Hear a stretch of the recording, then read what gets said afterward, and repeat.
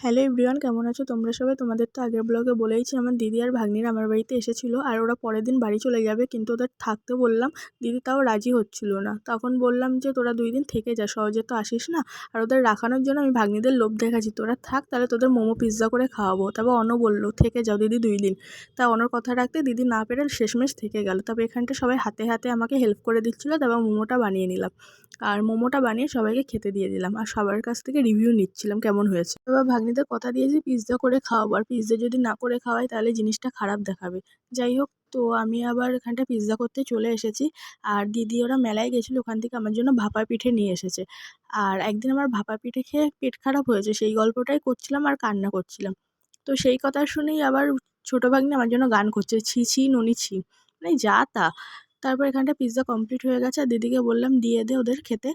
আর ওরা তারপর খাচ্ছিল, ওদের কাছ থেকে আমি রিভিউটা নিয়েছি, কেমন হয়েছে বললো ভালোই লাগলো।